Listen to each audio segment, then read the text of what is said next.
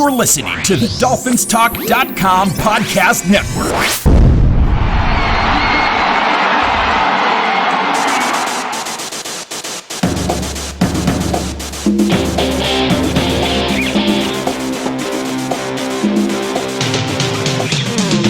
You're listening to the DolphinsTalk.com podcast, the most listened to daily Miami Dolphins podcast on the internet. Come on, Dolphins fans. Time to fins up. All right, Miami! Miami's got the Dolphins, the greatest football team. We take the ball from goal to goal like no one's ever seen. We're in the air, we're on the ground, we're always in control. Hey, when you say Miami, you're talking Super Bowl. 'Cause we're the Miami Dolphins. Miami Dolphins. Miami Dolphins number one. Miami Dolphins. Hello, all, and welcome to another episode of Dolphins Talk. I'm Marisa Marino, and I am joined by a very special guest today. You all may recognize him from your TV screens. I'd like to officially welcome NFL Network insider Tom Pelissero to the show. Tom, thank you so much for taking the time. How are you today? I'm fine. I'm in Nashville where the league spring meeting wrapped up.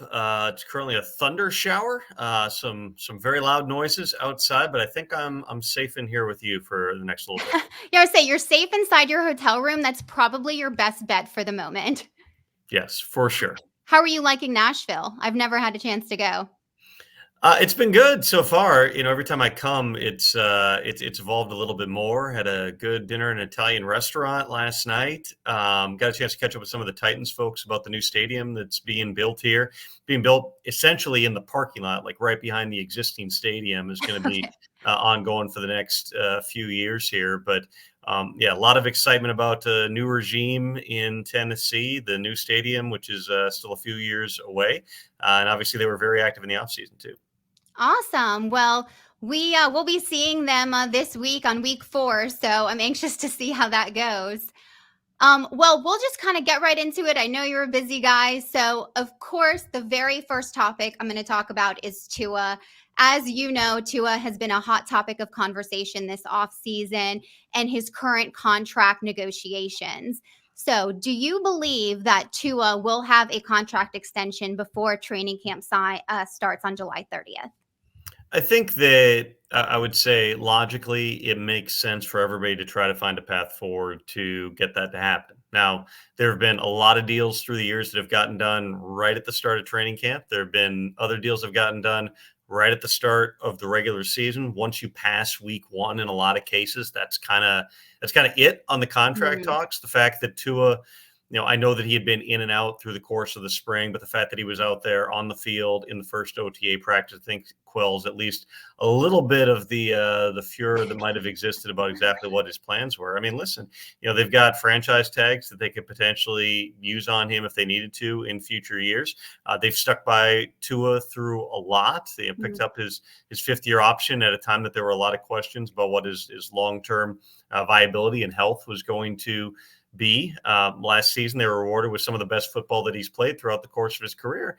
But it also comes at a time that the quarterback market is skyrocketing, and every big-time quarterback deal that's getting done is right now is $50 million plus in the marketplace. Tua is certainly going to want to be in that category. It's just a matter of the sides finding a way forward here where they're able to actually get a deal done. It certainly sounds like, just based on the way that it's been discussed, it sounds like that is the priority for everybody involved. But it's one thing to say, yeah, we definitely want to get the deal done. It's another thing to actually figure out what's the number, the structure, all that stuff that makes sense for all sides.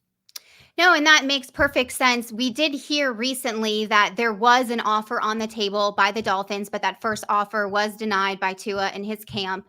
Now, you talked about other players and what the current market is. As we know, Lions quarterback Jared Goff recently signed a 4-year deal, $212 million, $53 million a year. Do you foresee an offer to Tua at some point being similar to this? Or do you think the deal might come in a little bit lower than what Goff was given? Well, I think the first thing is that, you know, that's what negotiations are. It's, you know, it's not talking, it's you're exchanging negotiating positions, you're exchanging offers. And so I would have been shocked if the Dolphins hadn't made an initial offer, but usually that offer is not the one that's just going to instantly get the deal done. Obviously, there's a medical history that you have to take into account. With Tua Tagovailoa, there's certain protections that the club can put in place here. There's certain things that they potentially could do with the guarantee structure. If you're Tua, you're sitting there going, I was fully healthy all last season. I played at a really high level. I've got the leverage in that, if eventually I walked, you'd have to find another quarterback here. So all those things are, they're part of the process. I think this one's just unique because of the history between the sides here. The fact that Mike McDaniel has gotten the best out of Tua, the fact that they have a offense that's really geared toward just putting a ton of speed, skill around him so that, his best ability, which is processing, getting the football out, being accurate with it. You got a bunch of guys out there who can catch the ball and take it to the house. So they're really built for Tua to have success. I don't know who else would necessarily be in the mix, let's say in the world where Tua at the end of this season doesn't get tagged, which seems unlikely, but hey, there's a lot of different things that could play out. Let's say that. I can't sit here and say who would be stepping up. If the question is, all right, who else is paying Tua $50 million a year? I don't know. But I don't know that anybody went in, a year ago saying, well, the Falcons are definitely going to be the team to pay Kirk Cousins $45 million a year, right? You just have to figure out exactly how the various dominoes fall. And there were a lot of dominoes last offseason. Look at the number of quarterbacks who are going to be free agents after this season right now. I mean, Tua, but again, you could get tagged, so that's probably not going to happen. Dak can't really get tagged, so it'll be a third tag. So he's a free agent. You've got 4 of the 5 members of the 2021 quarterback class between Justin Fields and Mac Jones and Zach Wilson and Trey Lance, who all right now are set to become free agents after the season. And then you got a bunch of these veteran backups who are all on one-year type deals who could become free as well. So I think that you can make a fair case that Tua, based on his production, is close to the top of that list, depending how you feel about a guy like Dak Prescott. But exactly who would be willing to step up? Those are answers that nobody involved has at this point, all of which is a very long-winded way of saying you're kind of negotiating in this weird vacuum at times where, yes, you're trying to peg what the value would be for the league, but the value for the league from a reality perspective doesn't matter right now because Tua can't get the value from the league. What is the value to the Dolphins? If they can't agree on exactly where that number should come in, then, could Tua be the next guy who goes year to year on this thing? That's really the only way, other than, the Dak situation is pretty unique here, but that's the only way, like Kirk Cousins has done twice now, that you actually get into free agency, which is you play out those tags and you play out your deal. And then you hope that things are going to fall the way that they did for Kirk Cousins right up until draft day when he got a call on his way home from the draft party saying, we're taking your successor. I mean, when I saw that Michael Penix I was like, what? I wonder how he felt getting that phone call. But so it sounds like as far as Tua is concerned, there's still a lot up in the air and a lot to be determined. So could happen. Sounds like it could happen, but it sounds like there's a lot of pieces to figure out still here with Tua. Again, there's reason for everybody to want to get it done because when you go into a year-to-year type situation, if you did get into tags, it creates a lot of pressure on the player. Obviously, creates pressure on the club. You get into a situation where there's questions about the commitment. It can impact your locker room dynamics. And frankly, the quarterback market just keeps going up. And there's going to continue to be this next group of quarterbacks who are going to go and reset it. So it's not like the price is going to come down at any point for the Dolphins. At some point, Tua is going to have to make a decision about, am I going to take the best thing that is agent Ryan Williams, who's done plenty of big deals? Am I going to take the best thing that we can get on the table, whether that's now, whether that's start of training camp, whether that's start of the regular season? Or am I going to say, even after everything I've been through, you know what, I'm going to bet on myself and play this thing out. And if we go into the tag game, that's fine. I'm willing to roll the dice on this. Fair enough. We look forward to seeing what happens with that. I know the fans are anxiously awaiting, and I appreciate you ironing that out a little bit for us. So continuing on talks with contracts, we all know Eagles wide receiver Devonta Smith recently signed a 3-year deal for $75 million as an extension with the Eagles. Him and Jaylen Waddle, same draft class, 2021. Jaylen Waddle, 4 picks before him. Do you see an extension in the works here for Waddle shortly? Well, if you're trying to be proactive on it, you always want to get those deals done early. And Waddle, now he was banged up last year. He missed some time, but he's certainly a core part of your roster. You would think that you'd want to get that deal done sooner than later. But there's also, and I would have to go through the Dolphins' entire history of when they've done deals in the past. There are certainly plenty of teams that go, going into year 4 is not really the time you want to do deals with your former first-round picks because you own the 5th-year option. You're 2 and really 4 years with the tags away from losing team control over the player. So the Eagles have a long history, and usually you can follow this team by team, but the Eagles have a long history of doing deals early. They did it with Carson Wentz early. They obviously did it with Jalen Hurts, but he was not a first-round pick, but they did his deal after year 3. There's other players where they've gotten ahead of things here because they know year over year, especially with where the cap is going, the price tag is probably just going to go up. And certainly at the wide receiver position, when you still got Justin Jefferson to get paid and you got CeeDee Lamb to get paid and you've got T. Higgins, who, is probably going to play out the tag this year and then hit free agency next year, he's going to end up getting a monster type of deal. It might make sense to get something done early, but it's pretty clear that the priority for the Dolphins is get something done with Tua. They've got other guys like Javon Holland that they got to do at some point. I remember one time a GM telling me, because I asked why are you doing this deal when you got this huge thing looming over you? You said you only do deals with the guys who want to do deals. In other words, it's not like, well, we can't do anything else. We have to pause everything in our business because we've got this one big thing here. If somebody else is willing to do a deal at a number that's fair for everybody, why are we not going to do that? So those are all decisions that Chris Grier and company have to make here in the coming months. But I would certainly say, whether it's this year or next year, it's hard to imagine that Jaylen Waddle is not a part of the Dolphins' plans, especially with Tyreek Hill, getting deeper into his contract and getting older, even though he can still burn it with the best of them. Yeah, we don't know how many years Tyreek Hill has left with us, so that's definitely to be determined as well. But I appreciate your insights on that for sure. So kind of moving off of contracts. So I'm not sure if you heard this. I'm sure you have, though. There was this story in USA Today about a month ago that Stephen Ross was offered $10 billion for controlling interest of the Miami Dolphins, including Hard Rock Stadium and the F1 race in Miami. I have to ask, did you hear any of that? And do you have any more information you can provide us on that? Here's what I would say. There's only 32 NFL franchises.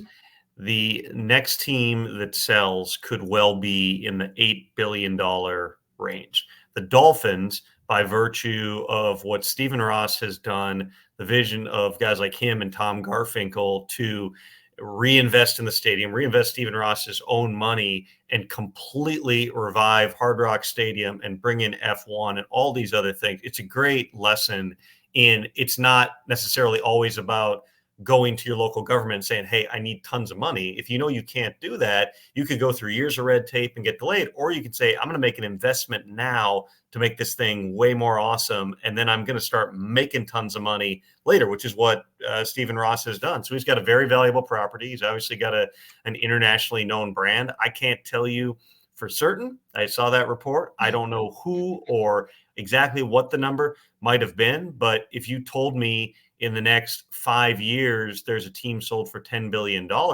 it'd be a big number, but it wouldn't shock me at all, especially with the NFL by the end of this year talking about adding private equity into the mix, not as a controlling ownership type of a situation, but even if it's a way for owners to kind of extract some quick cash out of their team by selling to, whether it's institutions or hedge funds or whatever it might be, it's one more way to kind of use the team like a piggy bank for the majority owner. So $10 billion, we're not there yet. No team is sold for $10 billion. But again, the next team that sells, whoever that might be, it's probably $7 to $8 billion. And if we got the $10 billion by the end of next decade with where everything's going with revenue, with TV ratings, wouldn't stun me at all.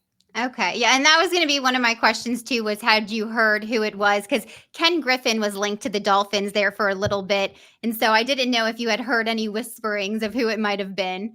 So there's a lot of conversations that go on about things and what's an offer. I mean, there is a protocol here too, where the NFL, always kind of has, I don't want to say this in too firm of terms, but they sort of have a ready list, right? There's different owners who have been on different teams and they're pre-approved before they get in. It's not like, some guy just calls up the team and goes, "Hey, I'll give you $10 billion."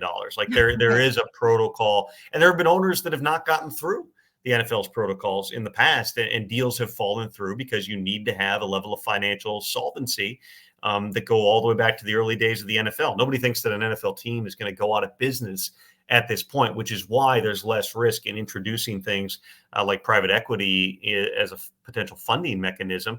But still, it's a lot more complicated than just, I'll give you $10 billion. And remember, it's everything. That's not simply the Miami Dolphins, the football team, but that involves all the other things that, again, Steve Ross and Tom Garfinkel and company have built there.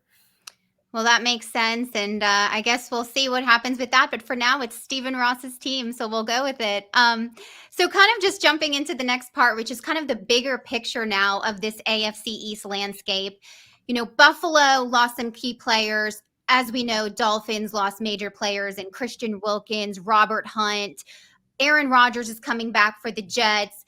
Patriots, I don't have much to say about them, but do you think that right now this AFC East is kind of as wide open as it was pre-Brady days? Well, I think just by nature of we don't entirely know what the Bills are going to look like. The turnover they've had with obviously, not having Stephon Diggs on the roster anymore, but all the turnover on defense in the secondary. They've got their work cut out as coaches to bring along a new look receiver core. Obviously, they drafted Keon Coleman. He's had a million sound bites already. But him, and traits wise, there were a lot of people who really liked him in the draft. The fastest guy in the gauntlet drill last year, that was Puka Nacua. It shows something about play speed, even though he didn't run fast. But you're still talking about a rookie receiver coming in with guys like Curtis Samuel and figuring out how to all these pieces fit together for them. The Jets are certainly a team that, you go back a year ago and you think about the level of hype surrounding this team.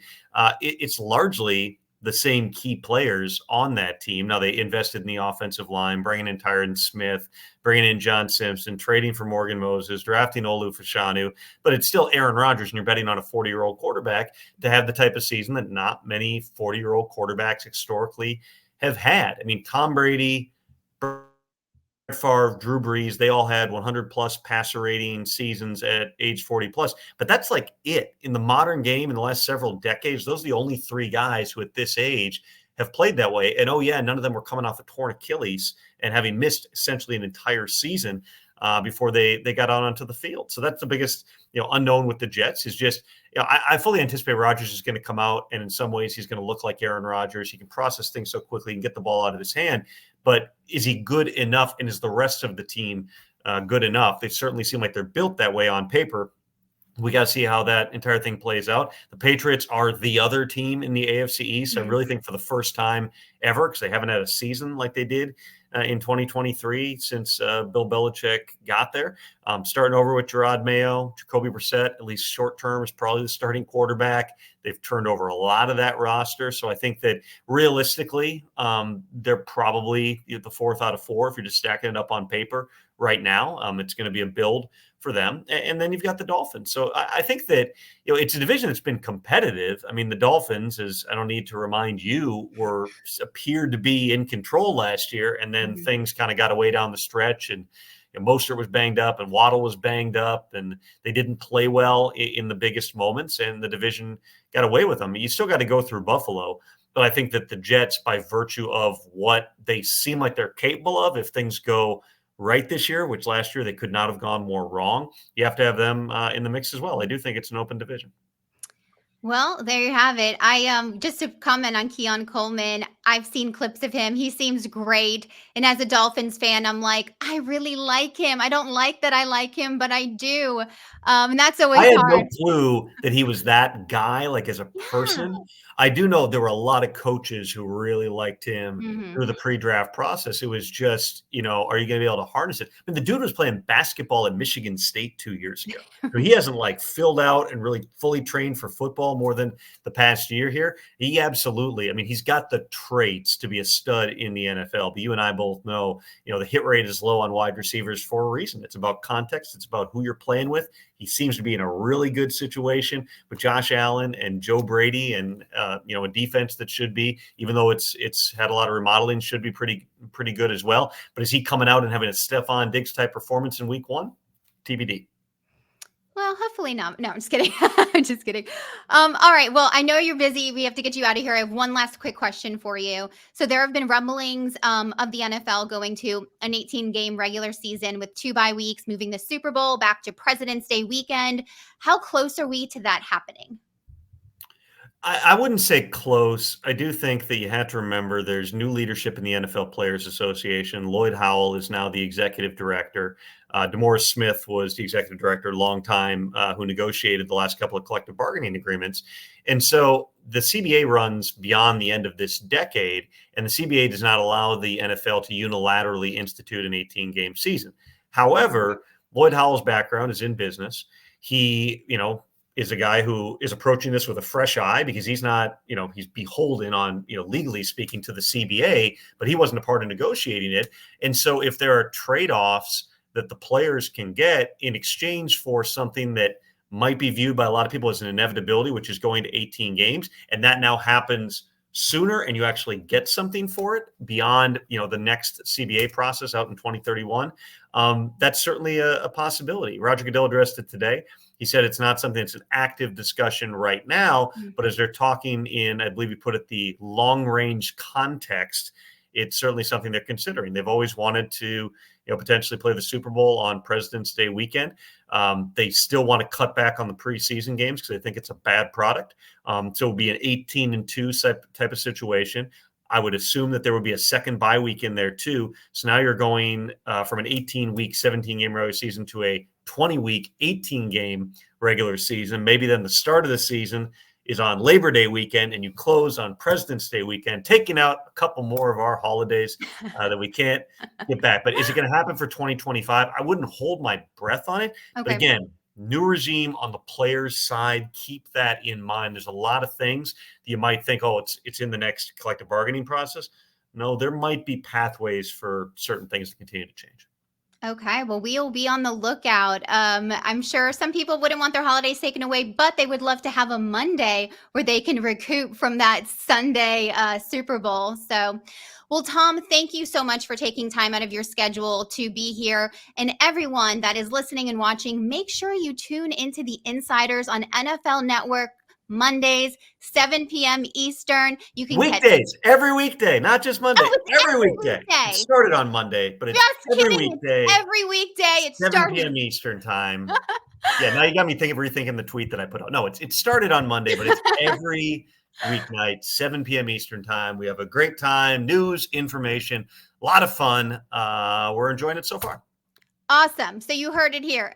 Every single day, every weekday, 7 p.m. Eastern. I saw Mike Garafolo was on there, Judy Battista, Ian Rappaport, Cameron Wolf, who brings great Dolphins highlights to the team, was on there as well. Also, if you'd like to follow Tom on social media, you can follow him on Twitter and Instagram at Tom Pelissero. Tom, again, thank you so much. We look forward to having you cover this offseason and for you to cover the rest of the year as well. So thank you. 2 months away from training camp. Hard to believe, but here we are. So thanks for having me. I can't wait. I can't wait. We'll talk with you soon. Bye, Tom.